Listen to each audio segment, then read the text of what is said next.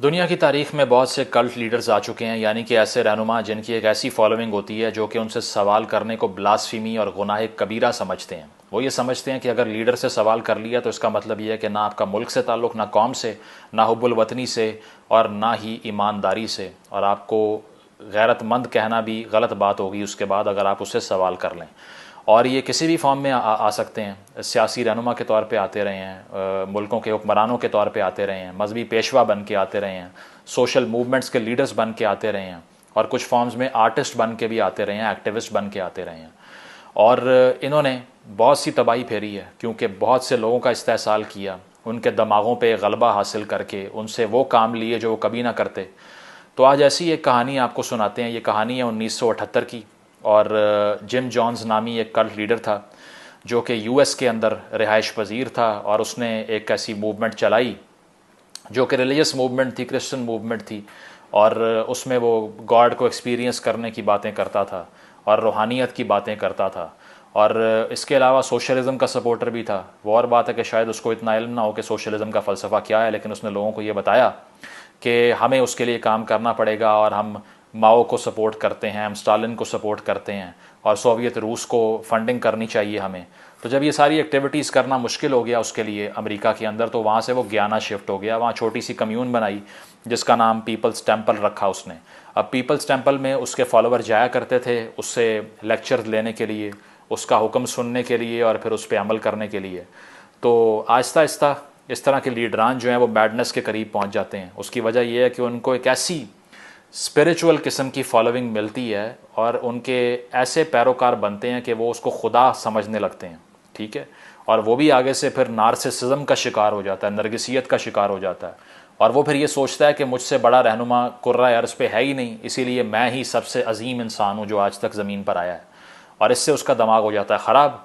तो इस दिमाग की ख़राबी का सबूत ये मिलना शुरू हुआ कि गयाना के अंदर जो पीपल्स टेम्पल उसने ये बनाया, वहाँ पे उसने ये ऑर्डर दिया कि चूँकि बहुत जल्द फाशिज़म का राज आने वाला है, और क्योंकि अमरीकी हुकूमत और साम्राज्य हमारे ख़िलाफ़ है, और हम ये चाहते हैं कि गैरतमंद ज़िंदगी गुजारें, तो मुझे ये इल्म है अपनी रूहानी सलाहियतों से कि आने वाले दौर में बहुत बुरा होने वाला है आपके साथ। अपने फॉलोअर्स को कहा उसने, और आपके साथ ऐसा मामला पेश आएगा कि फ़ाशिस्ट जो हैं आपको उठा के ले जाएंगे, आप पे तशद्दुद करेंगे, आपका बुरा असर कर देंगे, और आपको ग़ुलामी की ज़िंदगी जीने पे मजबूर कर देंगे। तो इसका एक सलूशन है।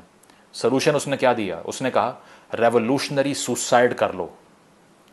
दोबारा सुने, रेवोल्यूशनरी सुसाइड, यानी कि इनकलाबी ख़ुदकुशी करते हैं मिल के सारे।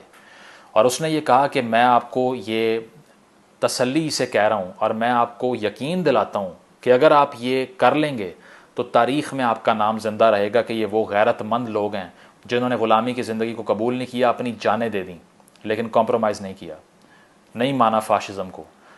और उसका हुक्म देना था तो दूर की बात, फ़ौरन सवाल जहन में कहाँ से आता, क्योंकि वर्कर का दिमाग तो बंद है।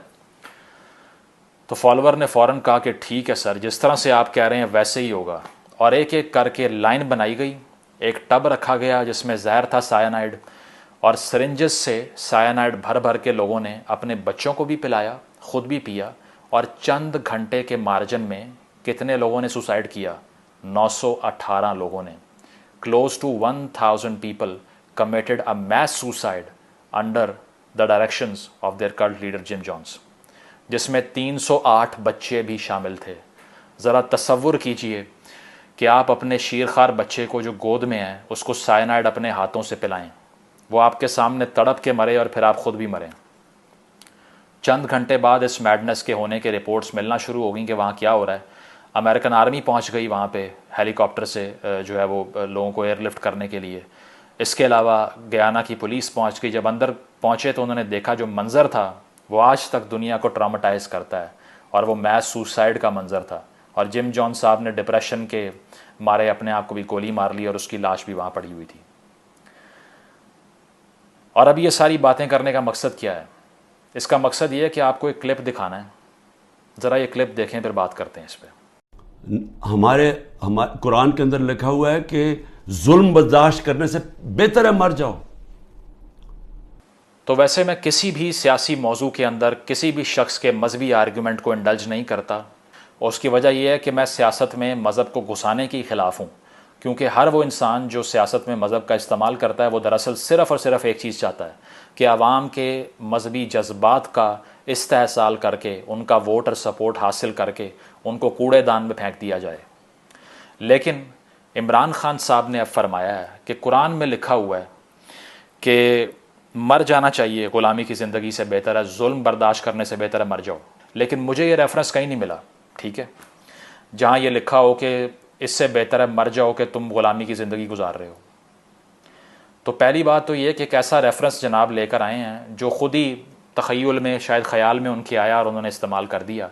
और ये पहली बार नहीं है, ये दूसरी से तीसरी बार ये बात कर रहे हैं कि इस ज़िंदगी से बेहतर है मर जाओ, ठीक है। लोगों के बच्चों को पैगाम दे रहे हैं कि आप अपनी जानें क्यों नहीं देते। आपको शर्म नहीं आती कि आप इस ग़ुलामी की रजीम में PDM के अंडर रह रहे हैं। आपको शर्म नहीं आती कि आप चोरों, डाकुओं, जरदारियों, नवाज़ों के अंडर अपने बच्चों को बड़ा करेंगे। इससे बेहतर है आपको ऐसी मौत कबूल हो जाए जो कि एक ऑनरेबल, एक ऐसी मौत है जिसमें साथ साथ आपकी गैरत जो है वो भी इंटैक्ट रहे और तारीख़ में आपका नाम याद रखा जाए। जबकि जब खान साहब से सवाल होता है कि आपके अपने बच्चे क्यों यहाँ पर नहीं आते, तो उसका जवाब देते हैं कि यहाँ पे हालात बड़े ख़राब हैं। एक इंटरव्यू में 2 हफ्ते पहले ये कह चुके हैं कि मेरे बेटे इसलिए पाकिस्तान नहीं आते कि अभी यहाँ सूरत हाल बड़ी ख़राब है। लोगों के 40 बच्चों को मरवा के बाहर आके विक्ट्री के साइन बना रहे थे और अब उन्हीं लोगों के बच्चों को दोबारा कह रहे हो कि जाने दो मेरी अना की तस्कीन के लिए। अगर तो एक ही टेस्ट होता है किसी भी चीज़ का कि अगर आप एक नज़रिए के पीछे खड़े हुए हैं और वो नज़रिया सिर्फ ये नहीं है कि मुझे ताकत चाहिए, तो आप उसके लिए सफ़र करने को तैयार होते हैं, आप उसके लिए तंग दस्ती की ज़िंदगी गुजारने को कबूल कर लेते हैं। ये इंसान एक रात जेल में रहता है और पूरे मुल्क को जलाने का ऑर्डर दे देता है, और जब वो बच्चे मर जाते हैं तो उसके बाद कहता है कि दरअसल जो मरे हैं वो हमारे लोग थे, जो गिरफ्तार हुए हैं वो हमारे नहीं हैं, उनको जहाँ मर्जी ले जाओ, ठीक है। और उस सारे ब्लड बाथ के बाद भी अभी भी अना की तस्कीन नहीं हुई और रिपीटेडली एक मुतालबा कर रहे हैं कि मेरे लिए जान क्यों नहीं देते, बाहर आके मरते क्यों नहीं हो, क्यों नहीं अपने बच्चों को मारते या जहर पिलाते उनको। अगर मैं वज़ीर आज़म नहीं हूँ, तुम्हारा ज़िंदा रहने पे लानत है, तुम्हें शर्म आनी चाहिए। और ये सिर्फ हवाई बातें नहीं हैं, इनका जो पिछला एड्रेस है यूट्यूब पे जाके आप देखें, उसमें क्या फरमा रहे हैं कौम को मैं कहना चाहता हूँ कि अल्लाह ताला में ईमान मजबूत करें, बुज़दिल की सज़ा मौत है, ठीक है। और जो निकल नहीं रहा बाहर वो असल में ईमान ही नहीं रखता, उसका ईमान ही कोई नहीं है, वो अल्लाह पे यकीन ही नहीं करता। देखिए, ये आपका बहुत बड़ा इम्तिहान है, अल्लाह ने आपको बड़े इम्तिहान में डाला हुआ है। कुरान में वो कहता है बार बार तुम्हारे ईमान को मुश्किलों से आजमाऊंगा। ये टाइम है आपका, अब ईमान आजमाया जा रहा है।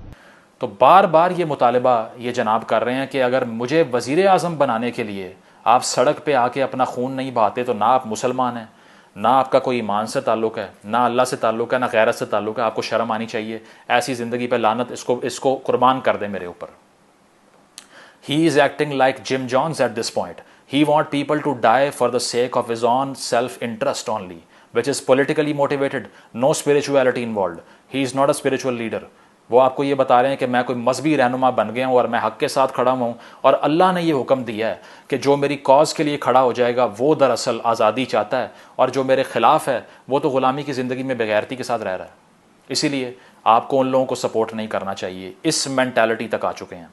अब भी बहुत से लोग ये आर्ग्यूमेंट करते हैं कि जनाब इनके साथ बुरा हो रहा है और इनको मिलिट्री कोर्ट्स में ट्राई किया जाएगा, तब भी आप इन्हीं पे तनकीद कर रहे हैं, किसी और पे नहीं कर रहे। Guess because he is an existential threat to the entire society. I see him as the biggest threat to this country. उसकी वजह यह है कि ये एक ऐसा मिगैलोमैनिया क्रिएट करना चाह रहे हैं जिसमें अवाम अपने बच्चों को भी कुर्बान कर दे, 9 मई के वाक़यात की तरह उनका मुस्तकबिल तबाह कर दे। सॉफ्टवेयर इंजीनियर जाके जिना हाउस को आग लगा रहा है, 20-20 साल की सज़ा हो रही है, फ्यूचर तबाह हो गए सारे। ये जनाब बैठ के लेक्चर दे रहे हैं कि और मरो और जाने दो, लाशों का पहाड़ बनाओ मेरे लिए, उसके बाद मैं खुश हूँगा, अभी मैं खुश नहीं हूँ। सारी बुनियाद जो है वो सियासी मूवमेंट की झूठ पे रखी। शुरू से ये बताया ओए चोर, ओए डाकू, ओए लिफाफे, सारे चोर हैं, सारे डाकू हैं। और अब जनाब के अपने जो लॉयर हैं, जो कि इनका अपना केस लड़ रहे हैं सुप्रीम कोर्ट में, उन्होंने ज़रा क्या कहा है पहले ये सुने, फिर बात करते हैं। का मतलब यह है कि जो नवाज शरीफ साहब को सुप्रीम कोर्ट के जरिए डिस्क्वालीफाई करवाया गया, वो फैसला एक्चुअली कहीं और हुआ था, जुडिशरी से इस्तेमाल हुई। बिल्कुल यही नजर आता है, यही जो चेन ऑफ इवेंट्स हैं वो वही शो कर रहे हैं। तो हामिद खान साहब जो कि इमरान खान साहब के वकील हैं, हामिद मीर साहब के शो में फरमा रहे हैं कि नवाज शरीफ को नायल करने का फैसला अदालत के फैसले से बहुत पहले हो चुका था। साथ ये भी फरमा रहे हैं कि शौकत अजीज़ सदीकी जो कि जज थे उस टाइम, जिनके पास इंटेलिजेंस के अफसरान पहुँचे थे, आपको याद होगा, जिन्होंने इंटरव्यू में ये कहा अकॉर्डिंग टू हिम कि मेरे पास अफसरान आए, उन्होंने कहा क्या फ़ैसला देना है आपने। मैंने कहा कि ये तो मेरा इस्तेहकाक है। तो उन्होंने कहा इस तरह हमारी 2 साल की मेहनत ज़ाया हो जाएगी। तो इस इंटरव्यू की बेस पे, आवाज़ उठाने की बेस पे सुप्रीम जुडिशल काउंसिल में रेफरेंस गया, उनके खिलाफ उनको फारिग कर दिया गया। उसको भी हामिद खान कह रहा है कि गलत हुआ था, नहीं होना चाहिए था, और बेटे से तनख्वाह न लेने पे वज़ीर आज़म फारिग हो गया। और ये जनाब ने आके पूरा नैरेटिव बनाया कि चोरी और डाका मारने की वजह से नवाज शरीफ साहब को नायल कर दिया है। और उसके बाद में ख़ुद भी क्या माना, ज़रा ये डॉक्यूमेंट आपकी स्क्रीन पे चल रहा है, इसका मुशाहिदा करें। ये पिटिशन है सुप्रीम कोर्ट के अंदर इमरान खान साहब ने की है, जो जिसमें मिलिट्री कोर्ट्स में इनके रहनुमाओं को ट्राई करने की बात है। उसमें ये क्या कह रहे हैं कि मरीम नवाज़ मेरे से अपने वालिद का बदला ले रही है, जबकि उसके वालिद को इस्टेब्लिशमेंट ने इक़्तिदार से हटाया था, मैंने नहीं। तो इमरान खान ख़ुद एडमिट कर रहा है, ख़ुद इस बात को कबूल कर रहा है कि नवाज़ शरीफ को इक़्तिदार से निकालने वाली इस्टेब्लिशमेंट थी उस वक्त की, जनरल बाजवा साहब के अंडर। और आपको क्या सिखाया, चोर और डाकू है, इसीलिए निकाला गया है। सारा बयानिया झूठ की बेस पे बनाया। मैं ये नहीं कह रहा कि कोई करप्शन का चार्ज नहीं है नवाज़ शरीफ पे। मैंने आज तक नवाज़ शरीफ को वोट नहीं दिया। मेरी एक वीडियो कोट कर दें जिसमें मैं उसको खुलेआम कह रहा हूँ कि ये सलूशन है पाकिस्तान के मसाइल का। मेरी एक वीडियो बता दें जिसमें मैं कह रहा हूँ कि ये फाइनेंशियली बिल्कुल क्लियर है। No, not at all. लेकिन उसने मेंटालिटी ये बनाई है कि हर वो इंसान जो मेरे खिलाफ बोलेगा वो पटवारी है और वो चोरों के साथ है। और ख़ुद ये क्या मान रहा है कि चोरी की बेस पे नहीं, इस्टेब्लिशमेंट से लड़ाई की बेस पे निकाले गए थे। असल में इतना बड़ा यू टर्न जो कि बेसिस है आपके सारे सियासी फ़लसफ़े का, वो लेके चुप करके बैठे हुए फॉलोवर फिर वहीं का वहीं के। बात करते हैं मिलिट्री कोर्ट्स की, तो इनके दौर के अंदर 26 सिविलियंस को मिलिट्री कोर्ट्स में ट्राई किया गया, इनके इक़्तिदार के नीचे। वो क्या था फिर? बात करते हैं एंटी इस्टेब्लिशमेंट होने की, तो कहा बाजवा साहब से बड़ा आज तक डेमोक्रेट जर्नल आया ही नहीं है। मैं लाइफ टाइम एक्सटेंशन देने को तैयार हूँ उनको। और आपको क्या बता रहे हैं कि दरअसल हकीकी आज़ादी की जंग है ही फ़ौज के ख़िलाफ़। आप तो बेनिफिशरी हैं उस सारे निज़ाम के, गोद में बैठ के आए थे आप, और बच्चों के मुस्तकबिल तबाह कर दिए यहाँ पे आपने आज तक। उसके बाद में जनाब ने मेहदी हसन साहब को इंटरव्यू दिया, तो मजाक चेक करें। मेहदी हसन साहब को जो इंटरव्यू दिया है उसमें स्टार्ट में क्या कहते हैं? उसमें कहते हैं डेमोक्रेसी इवॉल्व कर रही थी जब मुशर्रफ साहब के जाने के बाद 2 हुकूमतें डेमोक्रेटिक आईं, यानी कि पहले पीपल्स पार्टी की 8 से 13 और 13 से 18 नून लीग की। लेकिन अब डेमोक्रेसी का हाल बहुत ख़राब हो गया भाई। उस डेमोक्रेसी को डीरेल करने के लिए तो आपको लॉन्च किया था। आप एज अ थर्ड फोर्स आए क्यों थे? इसीलिए आए थे कि वो जो कंसिस्टेंट डेमोक्रेसी लूली लंगड़ी थी, जो भी था, करप्शन थी, लोड शेडिंग थी, टेररिज्म था, लेकिन डेमोक्रेसी का सिर्फ और सिर्फ एक प्रिंसिपल होता है, लेट इट कंटिन्यू, चलने दो उसको, वो खुद ही करेक्ट कर लेगी। मैं इमरान खान साहब के वोट ऑफ नो कॉन्फिडेंस के तहत निकाले जाने की भी खिलाफ हूँ, क्योंकि उसने उनको हीरो बना दिया है, अदरवाइज 1 टके का काम नहीं किया उन्होंने। ठीक है, लेकिन आर्ग्यूमेंट क्या कर रहे हैं इंटरनेशनल प्रेस के सामने कि पहले डेमोक्रेसी थ्राइव कर रही थी और अब बड़ा बुरा हाल हो गया, मिलिट्री कोर्ट्स बनना शुरू हो गई हैं, इसके अलावा फ्रीडम ऑफ स्पीच ख़त्म हो गई है। मेहदी हसन ने आगे से कहा कि आपको तो रिपोर्टर्स विदाउट बॉर्डर्स की जो NGO है उसने कहा था प्रेडेटर ऑफ द प्रेस, यानी कि सहाफ़त के लिए एक जहर कातिल, एक जिन जो कि सहाफ़ियों को खा जाता है।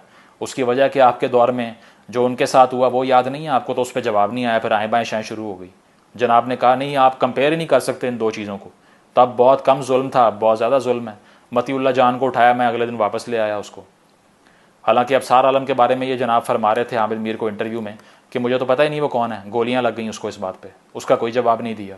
उसके अलावा कहते हैं कि फ़ाशिज़म इसलिए बढ़ चुका है कि पाकिस्तान के अजीम जर्नलिस्ट 3 से 4 ऐसे हैं जो कि मुल्क छोड़ के चले गए हैं। अभी अजीम जर्नलिस्ट कौन से हैं, ज़रा ये इनकी फहरिस्त देख लें। पहले हैं जी साबिर शाकिर साहब, ठीक है, आपको इनकी अजीम जर्नलिज्म का तो पता ही है, जिसमें नवाज शरीफ साहब की नाअहली पे कोर्ट के बाहर almost he was dancing on air, नाच रहे थे। नाअहल कर दिया गया है, नाअहल कर दिया गया है। एक ऐसा आदमी जो कि फैक्ट्स को रिपोर्ट करने का काम कर रहा है, वो टीवी पे इसलिए डांस कर रहा है कि 2 तिहाई अक्सरियत से वोट लेके जो बंदा आया उसको एक सिटिंग पॉलिटिकल जज ने, जो सियासी तरीन जज था बाबा डैम साहब, उसने निकाल के बाहर फेंक दिया, जर्नलिस्ट नाच रहा है। पहले ये मुल्क छोड़ के चले गए। दूसरे वजाज सईद खान साहब जो कि अमेरिका में हैं, और उनका भी खान साहब ने बीच में जो है वो हिंट किया कि वो भी चले गए हैं मुल्क छोड़ के। जो वज़ीर आज़म हाउस के बाथटब में लेट के बताया करते थे कि सारा पैसा मुल्क का दरअसल वज़ीर आज़म हाउस खा रहा है, सिविलियंस ने डिस्ट्रॉय किया पाकिस्तान को, इस्टेब्लिशमेंट की तो क्लीन चिट है, वहाँ तो मसला ही कोई नहीं है, ठीक है, वो तो कारोबार कोई और चीज़ है ही कुछ नहीं, ठीक है। एक उनका बड़ा इनको अफसोस है कि वो मुल्क छोड़ के चले गए हैं। तीसरे जनाब जो हैं वो मोहित पीरज़ादा साहब हैं, और उनकी सहाफ़त भी आपने सलूट मारने वाली देखी है, जिस तरह से PTI वर्कर का किरदार अदा करते रहे हैं वो, ठीक है। तो इन सहाफ़ियों के जाने से वो ये इस्टेब्लिश कर रहे हैं कि फ़ाशिज़म का दौर बर्पा हो गया।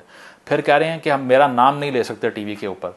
तो भाई नवाज़ शरीफ साहब का मैंने लाहौर में एक सेमिनार अटेंड किया था, 2020 की बात है, जिसमें उनकी तकरीर थी, और तकरीर से 10 मिनट पहले जाकर तारें काट दी, वहाँ पर प्रोजेक्टर लगा हुआ था उसकी, किसी ने आके, नामालूम अफराद ने। सेमिनार के अंदर लोग बैठे हुए, एकदम सिग्नल गायब हो गए कि वो वहाँ खिताब ना कर सके, ठीक है। अमेरिका जाके जनाब कहा करते थे मैं जाके इसके जेल का AC उतरवाता हूँ, देखता हूँ किस तरह AC में बैठता है ये। सारी अपोजिशन जेल में सड़ रही थी, और अब ये हैं चैम्पियन बने हुए डेमोक्रेसी के, अमेरिका से मुतालबे कर रहे हैं कि हमें बचाएं आके।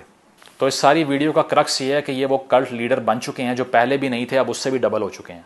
पहले सिर्फ ये कह रहे थे कि मेरे खिलाफ खड़े होने वाले चोर हैं, मेरे खिलाफ खड़े होने वाले डाकू हैं, उन्हें गालियां दो, उनको ट्रॉल करो। शहबाज गिल जैसे एम्बेसाइल्स को आके, शहबाज गिल जैसे ऐसे कैरेक्टर्स जो कि नाकाबिले बर्दाश्त हैं, जो जुगतबाज हैं, उनको एलिवेट किया बड़े बड़े ओहदों पे, और सिर्फ इसलिए किया कि लोगों की पकड़ी उछालते हैं, बदतमीज़ी करते हैं, गालियाँ देते हैं, और कुछ भी नहीं, ठीक है।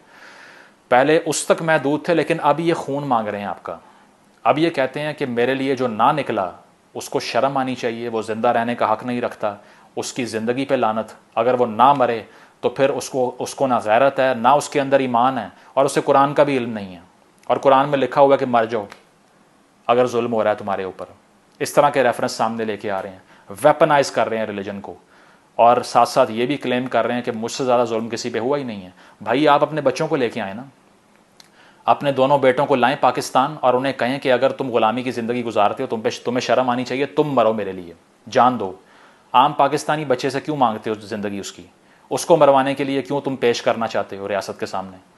उसको 9 मई की तरह जो है वो आगे लगवाने और वहाँ पे पेट्रोल बम मारने के चक्कर में गोलियाँ क्यों लगवाते हो? 40 लाशें तुम्हें मिल गई हैं, अब भी तुम खुश नहीं हो रहे।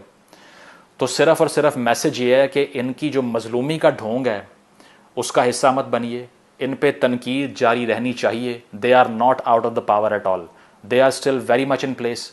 अगर आपको कोई ये कह रहा है कि इनकी हुकूमत अब नहीं है, तो दिमाग इनके वहीं के वहीं हैं। किसी जाके PTI फॉलोवर से डिबेट करके देख लें, गाली ना पड़े तो मुझे पकड़ लें आके। इसका मतलब ये है कि ये फाशिज़म सिर्फ डीप स्टेट ने, इस्टेब्लिशमेंट ने डंडे के ज़ोर पे कॉर्नर तो कर दिया है, चेंज नहीं हुआ। ये दिमाग वहीं का वहीं है, जो मर्डरस दिमाग है, जो तनकीद को दुश्मनी समझता है।